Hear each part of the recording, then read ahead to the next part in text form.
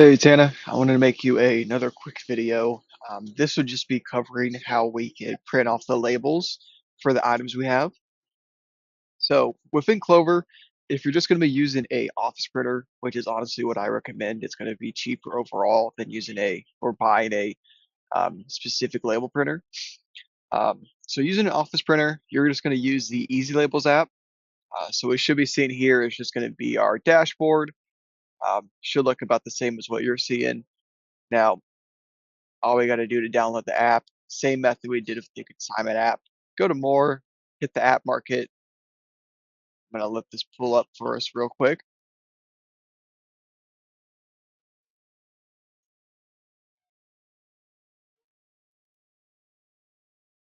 So now we're at the app market. I'm just gonna search easy labels. There we go. With this app, to download it, you're gonna need to get the pro version here because this one will give you the web access to print off a office printer. Now it does say 15 bucks a month. With this app though, something you can do with it is you can actually uninstall it when you're not needing to print labels. So if there's going to be a month or a few weeks there where you're not really having consigners put many new items in the store, I would go ahead and uninstall it, just save the extra few bucks, and you can reinstall it whenever you need to. Just takes 2 seconds and you have all the information still in there. But what I'll do is I'll go ahead and open the app and it'll take us to the Easy Label application itself. So this is what the main page is going to look like. Now, something I want to remind you of is that when your signers put their items in, all their items will be broken up by categories within the system. So each consigner is going to have their own category, and within that category is going to have all the items that that consigner has put in. So what you should see here will be different categories, all of the names or whatever you wanted to name them when you're setting up your consigners. Um, I'll just do one here like shoes, just for example. You have all the specific items. Now you can collect the labels one by one if you want to, but if your consigner's got like 50 items in there, what you can do is just hit select all and it'll have your labels created for you. Now, you can change the label design if you want to. So to do that, let me back up. We'll hit change label design at the top and we can select which ones are going to work for us. I personally recommend these label designs, the 2x3 by 1 and 3, 2x3 by 1 3/4, just because they seem to fit most items out there. And also, if you're going to be using like a tag system, they work really well with tags. Um, so I personally recommend those. Here you can make adjustments. So if you want the product name on the label, we could check or deselect it here. I'll see it change. I can also change the size of the text, how large it's going to be or how small. Something to remember is that if you got a lot of text like this example one, it will adjust how much can actually fit on the label itself. But we'll put that in there and then just hit save. So now that we have our label design created, let me go back to the shoes. I'm going to select all the shoes. Let me actually go back to this just to show you. We might see some labels that have this orange text over it. That just means a UPC code hasn't been created, or basically this little barcode code.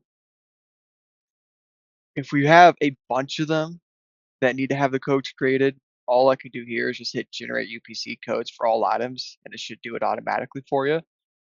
If it's just like one that's not created, we can click on it and auto generate the code as well in just a few seconds. So I just auto generated that one. But let me try to generate the UPC codes, these items as well. So I'll give it 1 second here. Sometimes it goes through, sometimes it doesn't.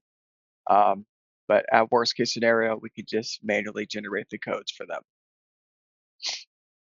Now, once we got our labels created, something you could change here is a quantity of labels. So say, for example, we had 5 pairs of these Nikes. I could change how many labels we're going to have created. But once you got the labels all created, all we got to do now is just print them. Um, So to do that, we'll hit print labels. Now here at the top, it's going to show you the type of sheet that you need to use so that it'll print correctly on your office printer. So it's going to be the Avery Presta 94208. And to get the labels, you can get them in a few places. Of course, you could buy them online from the Avery Presta website. Um, label printers themselves. This is why I recommend using this method. Save you a few bucks. If you don't want to order them, of course, office supply stores like Office Max, Office Depot, they should all have them as well if you just want to buy them in person. But once we got the right labels in the printer, we're ready to go. I can just go ahead, hit download. It should download a PDF of those labels. And then from here, all we really got to do is just hit print, and then we can print off the labels. And once we got the labels printed off for the vendor, usually my consigners, they just give them to the vendor. Vendor puts them on the item, makes it straightforward. Last thing I want to touch on here real quick is how to ring up an item.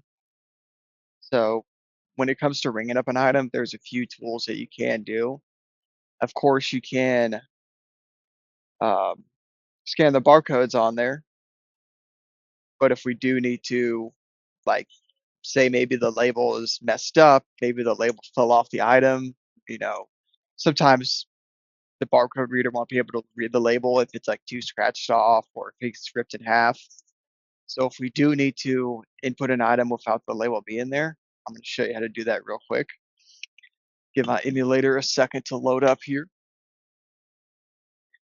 To do that, we'll just open up the register app. This is just my generic demo account. So we could, you know, this is like a nose piercing demo I did for a tattoo parlor. So we can go through the item, say we're selecting the vendor's name. We know what kind of item it is. We can select it. Now, if we want to look up the item, I can look it up by the name, or say we have a label and it's just like messed up. What you can actually do is you could pull up the like UPC code. So this 6-digit code here is going to be the UPC code. So what I could do is, let's say half of this label is broken off. I just have the 13219. What I can do is I could search up the 13219. And if I had that UPC code in the system, it should automatically pull that item up for me. So that's just a workaround we can do in case the labels ever get destroyed. You know, I know people will be handling these goods, things could get smudged, scratched off over time. So that's just a good tool in case the label does get messed up. But again, that covers easy labels, how to run through that. Please watch this video, get familiar with the system. I know everything's going to be brand new, but once you start using it for a few days, it does really become second nature.